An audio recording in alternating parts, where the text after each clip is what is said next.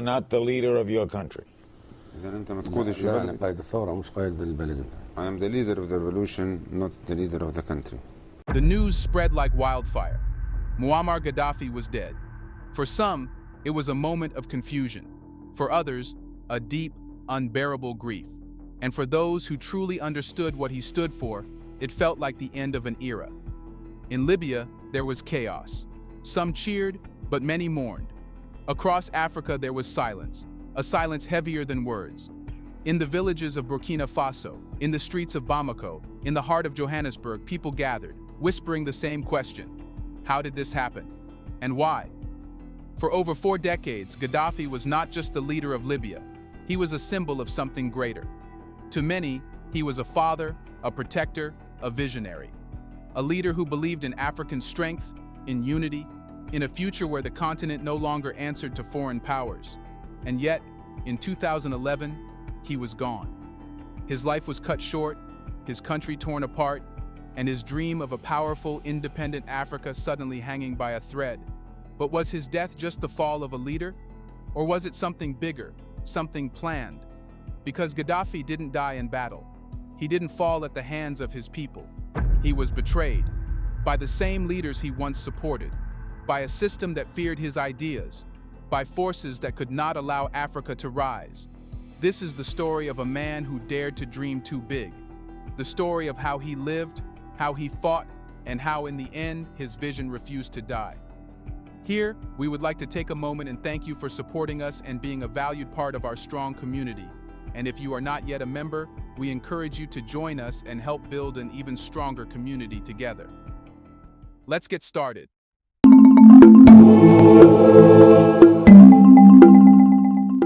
Long before Muammar Gaddafi became the name whispered across Africa and feared in the West, he was just a boy from the desert. Born in 1942 to a Bedouin family in the Libyan desert, he grew up knowing struggle. His family had no power, no wealth, and no connection to the elite. They lived in a traditional tent, moving from place to place with their livestock, surviving under the scorching sun and the endless shifting sands of the Sahara. There were no palaces, no riches, no promise of a comfortable life, but Gaddafi had something else, a fire inside him. He grew up hearing stories of how Western powers had stripped Africa of its dignity. Libya, like many other nations, had been controlled by foreigners. The Italians had colonized it. The British and Americans had military bases there. Even after Libya gained independence in 1951, it remained a puppet state, controlled by Western interests under King Idris III. Gaddafi saw what few others did. Freedom on paper was not real freedom. By the time he reached his teenage years, Gaddafi was already deeply political. He studied the rise of Arab nationalism, particularly inspired by Egypt's President Gamal Abdel Nasser, who had defied the West and nationalized the Suez Canal. In Nasser, Gaddafi saw a blueprint, a leader who refused to bow, a man who wanted his people to stand tall. Determined to change Libya's fate, Gaddafi joined the military, believing it was the fastest way to power. He trained in Libya and later in Britain, where he saw firsthand the arrogance of Western elites. To them, Libya was nothing more than an oil-rich outpost, a playground for foreign companies, a country that existed only to serve their interests. He never forgot that feeling. In 1969, at just 27 years old, Gaddafi led a bloodless coup against King Idris III. There was no long, drawn-out battle, no foreign intervention, just a group of determined young officers who took control while the king was out of the country. And just like that, Gaddafi became Libya's new leader. But what he did next was what made him one of the most revolutionary leaders in African history. From the moment he took power, Gaddafi's goal was clear: to break Libya free from Western control. At the time, Libya was rich in oil but poor in everything else. Western companies took the profits while the Libyan people lived in poverty. The hospitals were few, the schools were underfunded, and the nation's wealth flowed out rather than in. Gaddafi changed that overnight. He nationalized the oil industry, cutting off foreign companies and redirecting Libya's wealth to its people. He used oil revenues to build roads, hospitals, and schools across the country. He made education free and ensured that healthcare was available to all Libyans. He built the Great Man-Made River, a massive underground water system that brought fresh water to cities and farms across Libya, turning deserts into fertile land. He banned foreign military bases in Libya, refusing to allow the US or Britain to use Libyan soil for their interests. For the first time in history, Libyans had control over their own country. But Gaddafi wasn't satisfied with just improving Libya. His ambitions stretched far beyond his borders. While many leaders focused on their nations, Gaddafi saw something bigger: a united Africa, free from foreign exploitation. He gave money and weapons to liberation movements fighting against colonial rule in Africa. He helped fund Nelson Mandela's ANC during the struggle against apartheid in South Africa. He supported freedom fighters in Namibia, Zimbabwe, and Angola. He pushed for a single African currency, backed by gold, to replace the dollar and the euro in African trade. To Gaddafi, Africa was not a collection of weak, divided nations. It was one continent, one people, with the potential to be a global superpower. And that terrified the West. If Africa ever became truly independent, if it ever controlled its resources, its trade, and its financial systems, Western powers would lose their biggest source of wealth. And so, from the moment Gaddafi became more than just Libya's leader, from the moment he started pushing for African unity, he became an enemy of the world's most powerful nations. But there was one mistake Gaddafi made, one that would come back to haunt him years later. He believed that loyalty meant something. Here's a reminder to please like and share the video and subscribe to our channel to watch more videos on Black culture, history, civilization, and identity. Let's continue now. He believed that his friends in Africa, the same leaders he had helped, would always stand by him.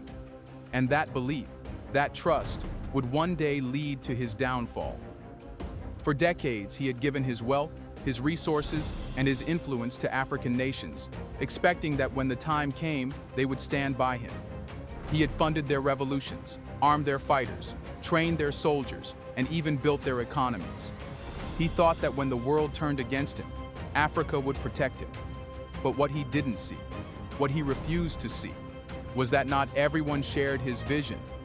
Some leaders wanted his help, but they didn't want his dreams. They wanted his power, but not his unity. And no one played this game better than Yoweri Museveni of Uganda. For years, Gaddafi saw Museveni as a trusted ally. It wasn't just politics. He saw Uganda as a country worth fighting for. He had stood by Idi Amin in the 1970s, sending money, weapons, and even troops to keep Uganda's government strong. Even after Amin was overthrown, Gaddafi never stopped investing in Uganda's future. So when Museveni rose to power in 1986, Gaddafi was there again, offering the same unwavering support. He helped Museveni train his army during Uganda's brutal civil war. He provided military intelligence, teaching Uganda how to defend itself from Western-backed insurgencies. He invested millions into Uganda's economy, buying stakes in Uganda Telecom, banks, and real estate. He even helped shape Uganda's security forces, with Museveni copying Libya's intelligence agencies to create his own. To the outside world, the relationship between Gaddafi and Museveni looked unshakable. They shared private meetings, exchanged gifts, and spoke openly about their friendship. Museveni even hosted Gaddafi in Uganda multiple times, treating him like a king. But beneath the surface, Museveni was playing a different game. He understood something that Gaddafi didn't. The world only allows one leader to rise at a time. And in Africa, Museveni wanted that leader to be himself. The first real sign of trouble came when Gaddafi pushed harder for African unity.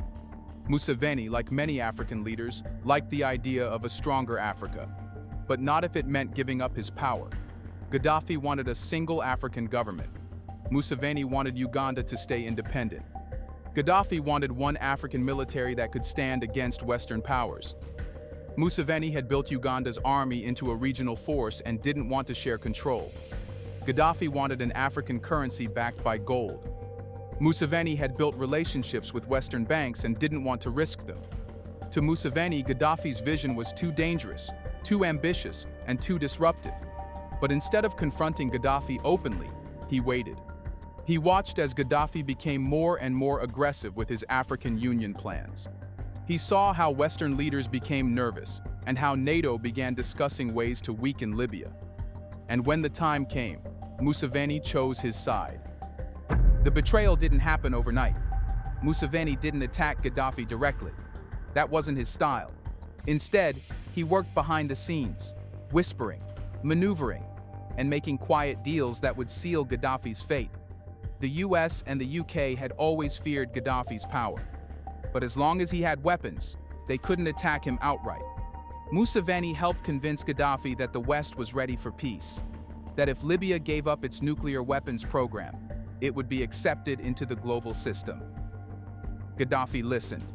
He dismantled his nuclear program, handing over his weapons to the West in 2003. With Gaddafi weakened, Museveni moved closer to the US. He strengthened military ties with NATO.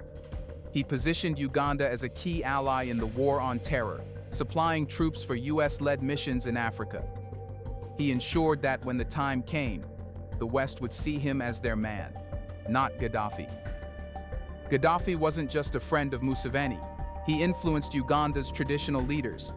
In 2008, Gaddafi visited Uganda and held meetings with tribal kings. He wanted to use traditional African rulers to unite the continent, bypassing politicians like Museveni. Museveni saw this as a direct threat to his authority. After that visit, Museveni made sure Ugandan leaders stayed away from Gaddafi. When NATO launched airstrikes on Libya in 2011, Gaddafi called for help. He expected Uganda and other African nations to speak up, to protest, to push back. Museveni said nothing. Uganda did not send troops. It did not challenge the invasion. It did not defend Gaddafi. As Libya crumbled under NATO bombs, Gaddafi began to see the betrayal. He had spent years trusting African leaders, thinking they would stand with him. But when the West came for him, they disappeared. Museveni had benefited from Gaddafi's money, military, and resources. But when the time came to fight for Libya, he stayed silent. This was the cold reality of power. Loyalty was an illusion. And now, Gaddafi was alone. The same man who had once dreamed of uniting Africa, the leader who had funded independence movements, the warrior who had built his nation from nothing, now had no one left to call a friend. And his enemies? They were closing in. They had what they wanted. And they weren't done yet. By 2011, Muammar Gaddafi was not just a leader under attack. He was a man hunted by the most powerful forces in the world. For more than 40 years, he had defied Western powers, funding revolutions, cutting off foreign control over Libya's oil, and pushing for an Africa that would never again be a colony. He had stood firm against US influence, refused to take orders from Europe, and openly mocked leaders like President Sarkozy of France and Prime Minister Tony Blair of Britain. He had played his own game, making deals where it suited him and blocking those who tried to weaken his hold. But now, the game was changing. The Arab Spring had already sent shockwaves through North Africa, toppling leaders in Tunisia and Egypt. The protests in Libya began small, with a few voices calling for reforms, but it didn't take long before those voices turned into armed rebels, well-funded and well-armed. To the world, it looked like a revolution. But to those who watched closely, it was clear. This wasn't an organic uprising. The speed with which the rebellion spread, the coordination of the attacks, the sudden access to advanced weaponry, none of it was natural. It was the same pattern seen in Iraq, the same strategy used in Syria. A government had been marked for destruction, and the hands pulling the strings were not just in Libya. The West had been waiting for this moment. They had tried for years to break Gaddafi. Economic sanctions hadn't worked. Political pressure had failed. Covert operations had been exposed. But now, they had the perfect excuse. The world was watching as Libya descended into chaos, and they would use it to justify what they had wanted to do all along: eliminate the one man who refused to bow. When NATO finally launched its bombing campaign, it was clear that this was not just about helping rebels. This was an operation designed to destroy Libya's government and remove Gaddafi from power at any cost. The first strikes targeted Libya's air defenses, military bases, and strategic command centers. Within days, Libya's ability to fight back against foreign aircraft was crippled. Then came the infrastructure attacks. NATO bombs fell on roads, bridges, water facilities, and everything that kept the country running. The message was clear. Gaddafi had no future. His country would be burned to the ground before he was allowed to win. But he refused to leave. He could have escaped. He had connections all over Africa, allies in Venezuela, and friends in Russia. He could have boarded a plane in the dead of night and lived the rest of his life in exile. But Gaddafi was not built that way. He would not run. He would not beg. He would not surrender. Instead, he moved from city to city, urging his people to fight back. In Tripoli, in Sirte, in Bani Walid, his supporters clashed with rebels, determined to hold on. But without air support, without proper supplies, it was only a matter of time. The noose tightened. His government officials began to disappear.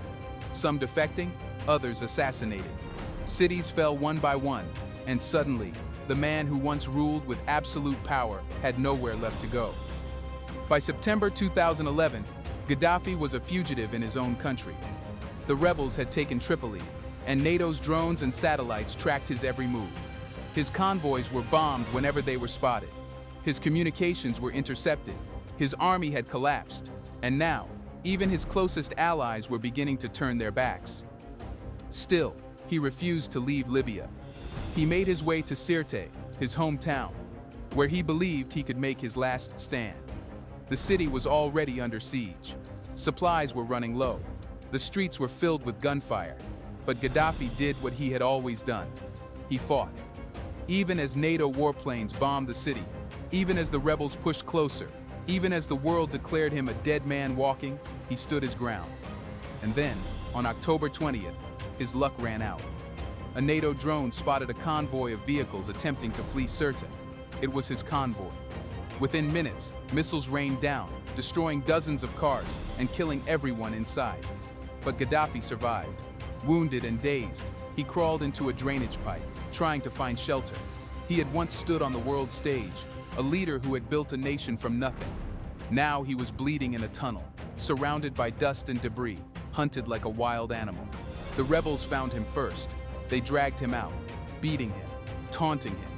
Some of them recorded it on their phones, a scene that would later be played on news channels across the world. No trial, no negotiations, no last words of defiance, just violence, humiliation, and the end of an era. When the final shot was fired and Gaddafi's body lay in the dirt, the world reacted with mixed emotions. Western leaders celebrated, calling it a victory for democracy. But across Africa, there was mourning.